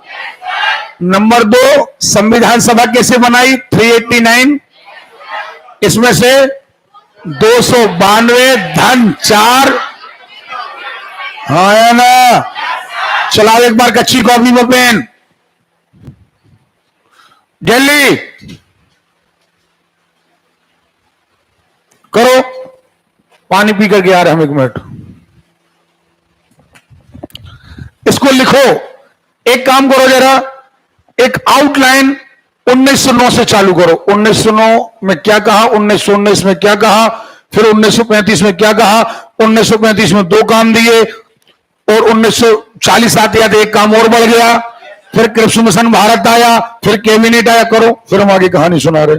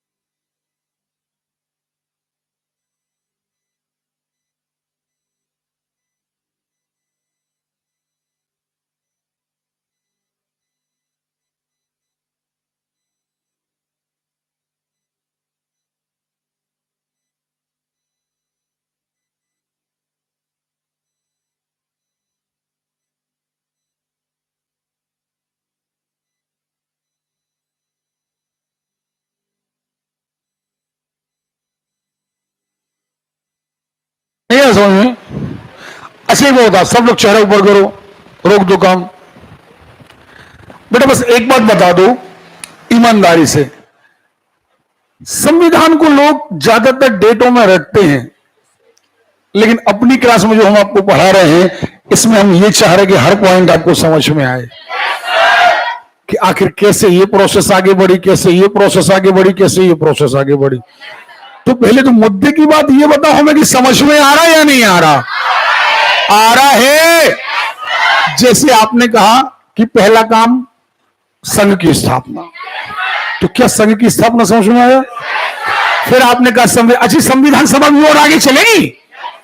अभी तो संविधान सभा हम पर्टिकुलर पढ़ेंगे कि संविधान सभा में पहली बैठक, फिर दूसरी बैठक, फिर कितने वाचन, फिर कितनी तारीख, वो मैटर अलग है। लेकिन अभी हाल हमें देश की आजादी तक ये लेके चलना कि कैबिनेट मिशन ने कैसे काम किया। तो अंतरिम सरकार का गठन, अब फिर वही बात, कैबिनेट मिशन ने कहा कि अब हम ऐसी सरकार बनाएंगे। सरकार माने मंत्रिमंडल, सरकार यानी ओके, सरकार यानी मंत्रिमंडल। हम ऐसा मंत्रिमंडल बनाएंगे जिसमें सभी दल, और कौन कौन, जैसे कांग्रेस हो गया, मुस्लिम लीग हो गया, हिंदू सभा हो गई, हरिजन सभा हो गई, इन सबके कैंडिडेट्स को लेकर के एक मंत्रिमंडल बनाएंगे जिसे सभी का समर्थन प्राप्त हो, और यही मंत्रिमंडल भारत को चलाने का काम करेगा। फिर याद दिला दें कि अभी भी अंग्रेजों के दिमाग में कहीं भी भारत को छोड़ने का प्लान, हाँ या ना? तो देखें क्या कहा गया, तत्काल एक अंतरिम सरकार का गठन होगा जिसे भारत के सभी राजनीतिक दलों का, हाँ या ना? अंतरिम सरकार में 14 सदस्य होंगे जिसमें से 6 सदस्य आएंगे कांग्रेस, बोलो 5 सदस्य कहां से आएंगे? क्लियर है? 1 सदस्य आएगा भारतीय ईसाई, 1 होगा भारतीय सिख और 1 होगा पारसी। 6, 5, 11, 12, 13, 14, यानी भारत के अंतरिम सरकार में 14 मंत्री थे। कितने थे? अरे क्लियर है? लेकिन क्या हुआ जब सरकार बनी, 24 अगस्त 1946 को सरकार बनी, पंडित जवाहरलाल नेहरू इसके नेतृत्व में बनी। पहली अंतिम सरकार, राष्ट्रीय सरकार का गठन किया गया। इसमें मुस्लिम लीग ने भाग नहीं लिया। जो 5 स्थान मुस्लिम लीग के लिए थे, मुस्लिम लीग इस बात पर नाराज थी कि हमें तो पाकिस्तान चाहिए, पाकिस्तान की चर्चा कहीं नहीं हो रही है। तो मुस्लिम लीग ने कहा मैं मंत्रिमंडल में शामिल नहीं हूं, हाँ या ना? लेकिन अब मुस्लिम लीग तो शामिल नहीं हुई, लेकिन उसकी जगह मुसलमान मंत्रियों को बना दिया गया। अब मुसलमान मंत्री तो बन गए लेकिन वो मुस्लिम लीग के, देखना जरा, परंतु लीग में प्रवेश का रास्ता साफ रहा, यानी जब मुस्लिम लीग आना चाहे सो आ जाए। 2 सितंबर 1940 को पंडित जवाहरलाल नेहरू ने 11 सदस्यों के साथ शपथ ली। 11 सदस्यों में कैसे, अन्य 3 मुस्लिम सदस्य थे, परंतु ये मुस्लिम सदस्य तो थे लेकिन मुस्लिम लीग के नहीं थे। सुन रहे हो? बाद में मुस्लिम लीग ने सोचा कि अरे हम तो बाहर हो गए, ऐसे में तो पाकिस्तान कभी बनेगा नहीं, तो अक्टूबर आते आते मुस्लिम लीग सरकार में शामिल हो। सो वो जो मुसलमान मंत्री थे उनके दिलाए गए इस्तीफा और मुस्लिम लीग के सदस्यों को किया गया शामिल।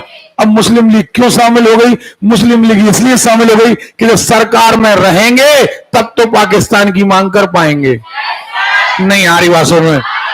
इतनी कहानी क्लियर है? पहले मंत्रिमंडल में जो कैबिनेट मिशन ने कहा 6 सदस्य आ जाओ, कहां से? कांग्रेस के 5 कहां से आ जाओ? एक सिख, ईसाई, पारसी, सही है। लेकिन अब इसमें मुस्लिम लीग शामिल नहीं हुई और 11 सदस्यों के साथ सरकार बन गई। समझ में आ रही बात? बाद में मुस्लिम लीग शामिल हो गई। देखो जरा, मुख्य उद्देश्य सरकार में रहकर पाकिस्तान की मांग के लिए लड़ना। 46 को 3 मुस्लिम सदस्य जो लीग के सदस्य नहीं थे का इस्तीफा लिया गया और 5 मुस्लिम लीग के सदस्यों को शामिल कर लिया गया और फाइनली 14 के 14 मंत्री हो गए, हाँ या ना? अब ये 14 मंत्री कैसे हो गए, पढ़ लें जरा। इनमें जवाहरलाल नेहरू को बनाया गया राष्ट्रमंडल एवं विदेशी मामले दिए गए। सरदार वल्लभ भाई पटेल को गृह, सूचना व प्रसारण मंत्री बनाया गया। नहीं आ रही बातों में, आ रही है। सरदार वल्लभ भाई पटेल। डॉक्टर राजेंद्र प्रसाद को बनाया गया खाद्य, हाँ या ना। अब आप लोग रटकर रह जाते हो कि भारत के पहले राष्ट्रपति, लेकिन राष्ट्रपति तो तब बने जब भारत का संविधान लागू हो गया 1950। 1900 संविधान कब लागू हुआ? 1950 के पहले भारत के राष्ट्रपति का पद है था ही नहीं। सुन रहे हो? उस समय जब अंग्रेज गए नहीं थे, उस सरकार बनी थी तो डॉक्टर राजेंद्र प्रसाद खाद्य एवं कृषि मंत्री थे। क्या थे? जान मथाई उद्योग एवं नागर, जगजीवन राम श्रम मंत्री, सरदार बलदेव सिंह रक्षा मंत्री, भाभा कार्य खनन एवं ऊर्जा मंत्री, लियाकत अली वित्त मंत्री, देखो लियाकत अली वित्त मंत्री थे। अब्दुल रब नास्टार डाक, वायु और रेलवे में थे। श्री गोपालाचारी शिक्षा एवं कला में थे। और चंडीगढ़ स्वास्थ्य योगेंद्रनाथ मंडल विधि, हाँ या ना। अब यहां पर ये बन गई अंतरिम सरकार। क्या बन गई? लेकिन इसके बाद अब 1947 आया और अब अंग्रेजों के दिमाग में आ गया फरवरी 1947। फरवरी आया। अब देखो अभी 40 चल रहा है। 46 में कैबिनेट मिशन भारत आया, उसने अपने तीनों काम कर दिए। पहला काम कर दिया संघ बनाने का, दूसरा काम कर दिया सरकार बनाने का, और तीसरा काम कर दिया, अरे क्लियर है? यानी एक तरफ 389 सदस्यों के साथ संविधान सभा बन गई, एक तरफ 14 मंत्रियों के साथ सरकार बन गई, हाँ या ना, और एक तरफ संघ का निर्माण होने लगा। लेकिन अब आ गया फरवरी 1947 और अब कहा गया अंग्रेजों के द्वारा कहा गया कि हम 1948 के पहले भारत छोड़कर चले जाएंगे। नहीं आ रही बातों में। और इस योजना को अमल में लाने के लिए एक नया गवर्नर भारत भेजा गया। उसका उद्देश्य केवल इतना ही था कि अंग्रेजों को वापस भेज दो और भारतीयों के हाथ में सरकार सौंप आओ। समझ में आ रही बात? इनका नाम था लॉर्ड माउंटबेटन। क्या नाम था? तो इनका काम अब अंतरिम सरकार बनाना नहीं था, इनका काम अब संविधान सभा बनाना नहीं था, इनका मुद्दा था भारत को आजाद करना। भारत को, तो अब भारत को आजाद कैसे किया जाए, यह प्लानिंग तैयार करी लॉर्ड माउंटबेटन। कौन ने? सुनाई नहीं दिया? तो भारत जो आजाद हुआ उसकी प्लानिंग तैयार करी लॉर्ड माउंटबेटन ने, यानी भारत को आजादी मिली माउंटबेटन योजना के तहत। सुन रहे हो? लेकिन संविधान सभा का निर्माण हुआ कैबिनेट मिशन योजना के तहत। अंतिम सरकार का गठन हुआ, हाँ या ना? समझ गए ना? नहीं आ रहा समझ में? नहीं आ रहा है? ये बूढ़े टुकड़ों जैसे क्यों आप ऐसे लगे सदमा से में आ गए हो? ओके, अब क्या हुआ बेटा, याद रखना, आप कोई और क्लास अटेंड करके देख लेना, सनई सन बस हाथ में लगेंगे। कहानी आपको कंटिन्यू उस तरीके से कोई नहीं बताएगा कि इसके बाद ये हुआ। अब क्या हुआ कि माउंटबेटन को भारत आजाद करना है, लेकिन अंग्रेज भारत खुद की इच्छा से छोड़ के नहीं जा रहे थे। एक तरफ विश्व का प्रेशर था क्योंकि द्वितीय विश्व युद्ध खत्म हुआ था, एक तरफ विश्व का प्रेशर था कि सब देशों को आजाद करो ताकि विश्व युद्ध कभी ना हो। दूसरी बात, इंग्लैंड का बहुत सारा पैसा लग चुका था युद्ध में, तो इंग्लैंड की हालत खराब। भारत इतना चुस चुका था कि अब भारत के पास देने के लिए कुछ नहीं था। सो उल्टा होने लगा कि भारत में जो अंग्रेज नौकरी कर रहे थे उनको तनख्वाह कहां से दें। अब वो नहीं चाहते थे कि हम वहां से लाएं और यहां पैसा दें। सो ये कई एक तरफ से आजाद हिंद फौज ने चारों तरफ से भारत को घेर लिया, हाँ ना।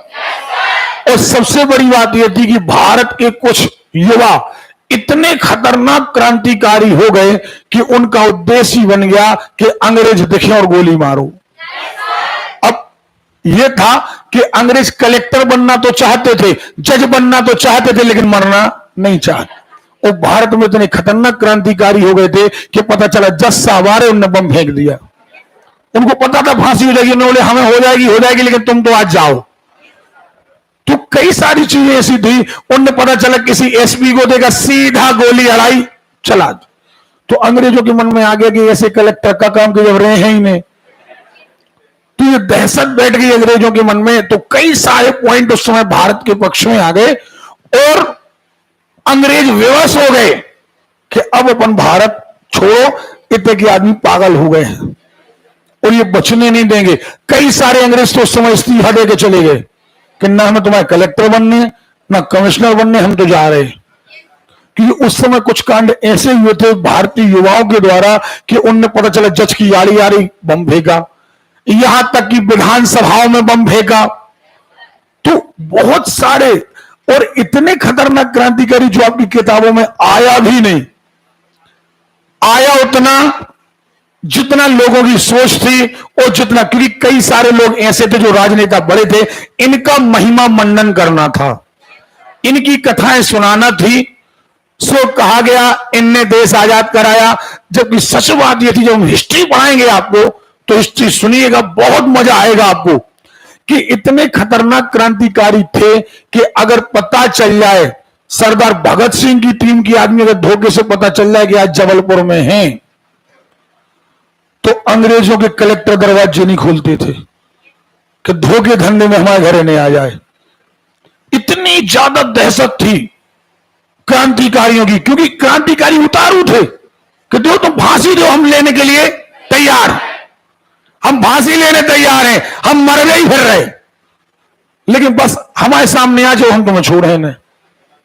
तो अंग्रेजों की एक लग्जरी लाइफ थी और भारत के क्रांतिकारी ये मन बना चुके थे कि हमें तुम्हें यहां से भगाना है। तो बहुत सारे दबावों ने काम किया और अंग्रेज भारत छोड़ने को क्या हो गए, मजबूर। तो अंग्रेजों ने अपनी इच्छा से देश नहीं छोड़ा, अंग्रेजों ने अपनी इच्छा से देश नहीं छोड़ा, मजबूरी थी। लॉर्ड माउंटबेटन ने एक चाल चली कि ऐसी चाल चलो ताकि भारत वाले सदा हमें अपना दादाजी मानते रहें। कभी कोई दिक्कत आए तो सीधे दादाजी का दरवाजा खटखटाएं कि दादाजी देखो जो भैया ऐसा कर रहे। तो उनने क्या कहा, दो, लॉर्ड माउंटबेटन ने सबसे पहली चाल चली कि भारत के दो टुकड़े कर दो, एक पाकिस्तान और एक हिंदुस्तान, और कहा रियासतों से कि तुम जिसमें जाना चाहो, हाँ या ना। और एक और नया बोझ बीच बो दिया कि जो इनमें भी शामिल ना होना चाहे तो स्वतंत्र रह ले। नहीं आ रही बात समझ में, ताकि भारत कभी अपना सुख से आगे ना बढ़ पाए और इन्हीं बातों में उलझा रहे।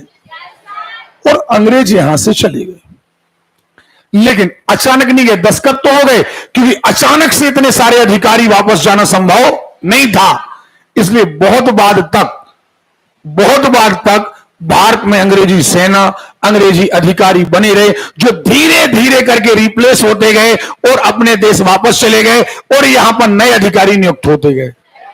ये प्रोसेस बहुत लंबी थी, अचानक से देश खाली करना संभव नहीं था। अब माउंटबेटन ने कैसा प्लान बनाया? माउंटबेटन ने प्लान बनाया 3 जून 1947 को। कब बनाया? ये कौन सा प्लान था? भारत को आजाद करने वाला प्लान। कौन सा प्लान था? एक घोषणा की गई क्लीमेंट एटली द्वारा, क्या कहा गया कि 20 फरवरी 1947 को घोषणा की गई कि हम जून 1948 के पहले आपका देश खाली कर दें। सुन रहे हो? और अब किसको भेजा गया? लॉर्ड माउंटबेटन को।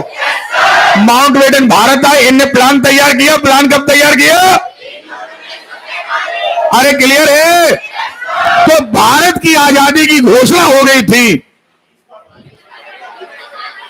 ठीक, इस व्यवस्था को लागू करने के लिए लॉर्ड माउंटबेटन ने वायसराय बनकर भारत भेजा गया। लॉर्ड माउंटबेटन ने अपनी योजना प्रस्तुत करी 3 जून 1947 को। इस योजना के अनुसार भारत का विभाजन होना था, भारतीय संघ पाकिस्तान। ठीक है? अब जब 2 हिस्से होंगे तो जो मंत्रिमंडल बन गया है उसके भी 2 हिस्से होंगे। पाकिस्तान वाले कहां चले जाएंगे? हाँ या ना?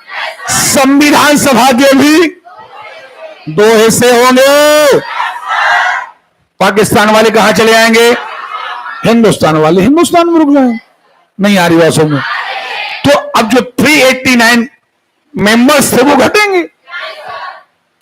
देशी रियासतों को स्वतंत्रता होगी कि वो जिस चाहे में शामिल हो जाएं। संविधान सभा 2 भागों में बढ़ जाएगी। अपने अपने राज्यों के लिए यानी अपने अपने देश के लिए संविधान का निर्माण करें। भारतीय स्वतंत्रता अधिनियम 1947, ये क्या नियम था? इसमें क्या लिखा गया? देखो, पहली बात तो भारत स्वतंत्र कर दिया जाएगा 15 अगस्त 1947। जैसे ही आजाद होगा 2 स्टेट बनेंगे, पाकिस्तान और, जैसे पाकिस्तान और हिंदुस्तान बनेगा, अभी हाल इनका संविधान बना नहीं है, तो इनके दोनों के अपने अपने बॉस होंगे। एक गवर्नर होगा भारत के लिए, एक गवर्नर होगा, अरे जोर से बोलो, और इन दोनों गवर्नर की नियुक्ति अभी हाल इंग्लैंड का सम्राट करेगा। अभी हाल कौन करेगा? हालांकि अब भविष्य में इंग्लैंड का कोई भी नियम भारत पर नहीं चलेगा। नहीं आ रही बात समझ में? अब यह कहा गया कि आपकी जो संविधान सभाएं संविधान बनाएं, जब बना लें, कंप्लीट कर लें, लागू करें, लेकिन जब तक आपका संविधान ना बन जाए तब तक आप 1935 अधिनियम के द्वारा सरकार चलाएं। काय के द्वारा चलाएं? अरे क्लियर है? बात समझ में आ गई है? माउंटबेटन योजना के अनुसार यह अधिनियम ब्रिटिश संसद में 4 जुलाई 1947 को आया। बना 3 जून को? नहीं बना? बना कब? संसद में कब आ गया? ब्रिटेन की संसद में, और पारित हो गया तो कितने कम दिनों में पारित भी हो गया। क्यों? क्योंकि मूड ही बना चुके थे कि तुम तो लाओ और हम दस्तखत करें। नॉर्मंडी पावर के अनुसार ब्रिटिश पार्लियामेंट के इतिहास में शायद ही कोई महत्वपूर्ण बिल रहा होगा जो इतने कम समय में पास हो गया। ठीक है? इस अधिनियम के प्रावधान 15 अगस्त 1947 को भारत एवं पाकिस्तान स्वतंत्र राज्य की स्थापना होगी। प्रत्येक अधिराज्य के लिए गवर्नर होगा जिसकी नियुक्ति कौन करेगा? बाद में तुम अपने संविधान के अनुसार काम करते रहना। लॉर्ड माउंटबेटन ने नई डोमिनियन भारत के प्रथम गवर्नर जनरल बने, यानी माउंटबेटन खुद बन गए भारत के गवर्नर। हाँ या ना? और मोहम्मद अली जिन्ना को बना दिया पाकिस्तान का गवर्नर। हाँ या ना? लॉर्ड माउंटबेटन जवाहरलाल नेहरू को भारत के पहले प्रधानमंत्री के रूप में शपथ दिलाई। कौन को? अब जवाहरलाल नेहरू ने फिर अपने बाकी के मंत्री बनाए। तो अब यह बनेगा कौन सा? स्वतंत्र भारत का पहला मंत्रिमंडल। अब क्या बनेगा? और जवाहरलाल नेहरू क्या बनेंगे? प्रधानमंत्री। क्या बनेंगे? जबकि अंतिम सरकार में प्रधानमंत्री शब्द नहीं था। प्रधानमंत्री शब्द 46 में बनी संविधान सभा को स्वतंत्र भारतीय डोमिनियन संसद के रूप में स्वीकार कर लिया जाएगा। यानी जब तक आपकी नई संसद ना बन जाए तब तक जो आपने संविधान सभा बना रखी है यही आपकी संसद का काम करेगी। एक तरफ संविधान भी बनाएगी, एक तरफ बहस का काम भी करेगी। स्वतंत्र भारत के प्रथम व अंतिम भारतीय गवर्नर जनरल सी राजगोपालाचारी।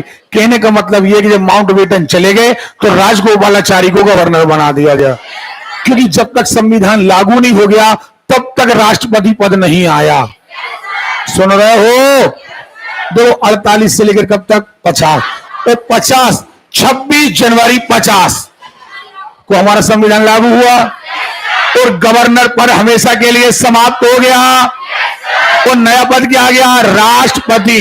और डॉक्टर राजेंद्र प्रसाद को इस दिन राष्ट्रपति, इसके 2 दिन पहले चुन लिया गया था अलग, वो हम आपको बताएंगे। 2 दिन पहले दोनों राज्यों संविधान सभा को अपने अपने राज्य के संविधान का है। वर्तमान संविधान सभा नए संविधान बनने तक विधानमंडल यानी संसद का कार्य करेगी।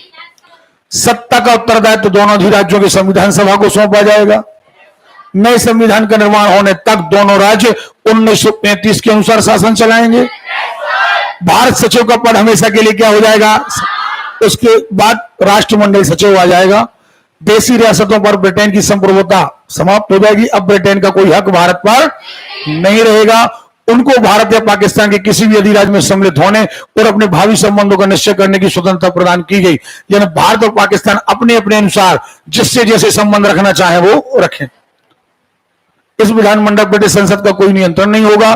दोनों राज्यों की सीमा निर्धारण करने के लिए 2 आयोग बनाए गए, एक पंजाब सीमा आयोग, एक बंगाल सीमा आयोग।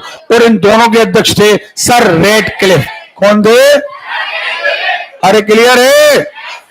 अब जब पाकिस्तान वाले लोग पाकिस्तान चले गए तो अब बना स्वतंत्र भारत का पहला मंत्रिमंडल। जवाहरलाल नेहरू बने प्रधानमंत्री। राष्ट्रमंडल मामले, विदेशी मामले सरदार वल्लभ भाई पटेल जस के तस, गृह सूचना एवं प्रसारण। डॉक्टर राजेंद्र प्रसाद खाद्य एवं कृषि। मौलाना अबुल कलाम आजाद शिक्षा। सुन रहे हो? इसलिए ध्यान रखना, मौलाना अबुल कलाम आजाद के जन्म दिवस पर मनाया जाता है शिक्षा दिवस, शिक्षक दिवस नहीं। क्या? रेलवे परिवहन। चलो अभी याद करते रहना। डॉक्टर बी आर अम्बेडकर विधि मंत्री, जगजीवन राम श्रम मंत्री, सरदार बलदेव सिंह रक्षा मंत्री, राजकुमारी अमृता कौर स्वास्थ्य मंत्री। चलो अभी याद करते रहना आप। भारत शासन अधिनियम 1919 द्वारा प्रांतों में द्वैत शासन प्रणाली की स्थापना। जबकि भारत शासन अधिनियम 1935 द्वारा केंद्र में द्वैत शासन शुरू, राज्यों में खत्म। और ये बात हम आपको बता चुके हैं। और अब यहां से भारत देश हो चुका है आजाद। क्या हो चुका है? समझ में आ रही बात? अब हम फिर से अब केवल टारगेट करेंगे हम संविधान सभा को।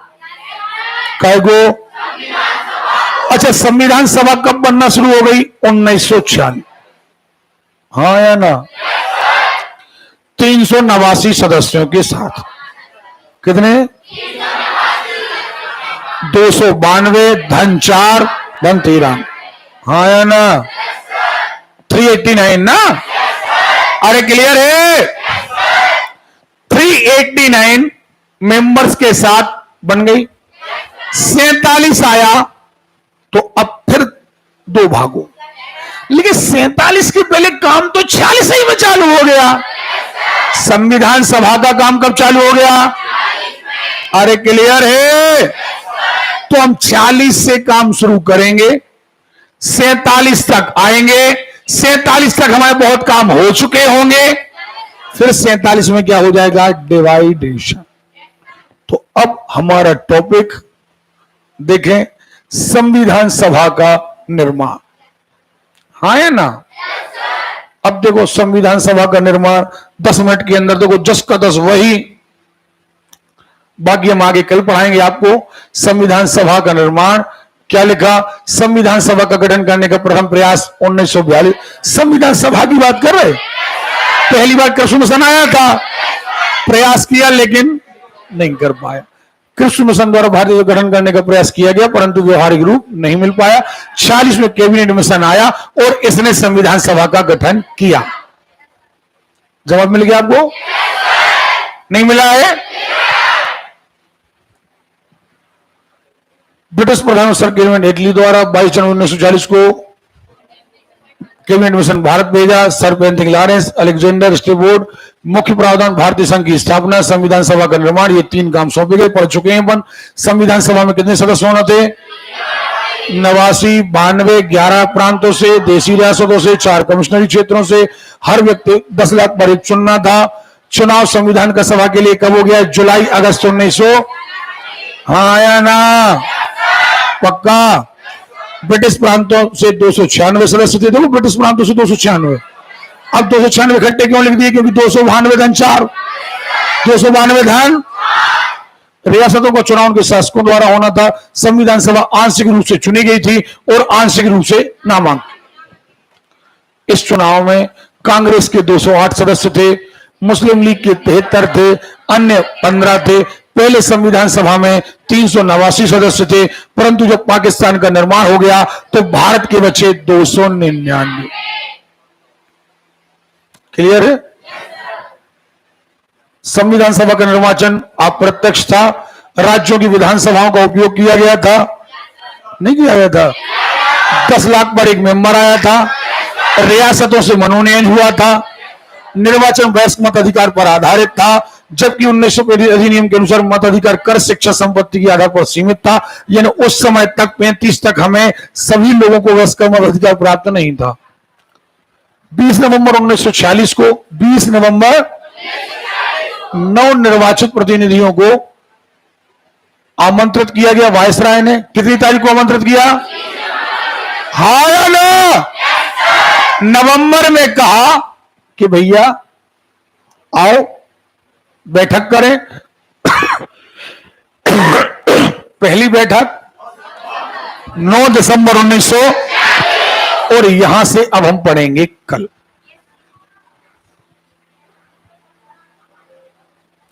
इसलिए कल पढ़ेंगे क्योंकि अब संविधान सभा हम नहीं चाहते कि 2-3 लाइनें आज पढ़ाएं। कल हम पूरा टारगेट कंप्लीट करेंगे। पहली बैठक, दूसरी बैठक, तीसरी बैठक, उद्देश्य प्रस्ताव कब आया, प्रारूप समिति कब बनी, कितने अधिवेशन हुए, कितने वाचन हुए, कितनी तारीख को कौन सा वाचन हुआ, फिर लास्ट का झंडा कब अपनाया गया, राष्ट्रपति कब बनाया गया, भारत का जो सुप्रीम कोर्ट है वो कब आया। सुन रहे हो? सो कल हम संविधान की बैठकें पढ़ेंगे। फिर जब संविधान की पूरी कथा पूरी हो जाएगी संविधान सभा की, तो हम कहेंगे कि संविधान में भाग कितने हैं। तो पहला भाग क्या है? पहला भाग, अरे क्लियर है? दूसरा भाग क्या है? तीसरा भाग क्या है? और अब ज्यादा से ज्यादा आपके संविधान निपटने में लगेंगे 10 दिन और, बस ज्यादा से ज्यादा। लेकिन एक बात, खिंच के बैठो सारे लोग, 10 दिन लगेंगे आपके पढ़ने में मात्र, लेकिन 10 दिन लगेंगे आपके टेस्ट में। कहीं में लगेंगे? हम आज से आपको एक बात इंडिकेट कर दें, सूचित भी कर दें कि कोई भी लड़का या लड़की टेस्ट देते समय अपने दिमाग में बोरिंग शब्द कतई ना लाए, क्योंकि अगर आपने टेस्ट दिया तो आपको ये अधिनियम की बारीकियां समझ में आएंगी कि आखिर यहां से क्वेश्चन आते कैसे हैं। तो संविधान की एक विशेषता है कि चपरासी के पेपर से लेकर के अब पीएससी का पेपर तक दीजिए तब भी आपको संविधान आता। आज हम अपनी क्लास यहीं खत्म कर रहे हैं। हम गणित का चैप्टर, आपके 2 या 3 टॉपिक बचे हैं औसत में, वो हम कराएंगे कल। कल हम संविधान भी आगे बढ़ाएंगे।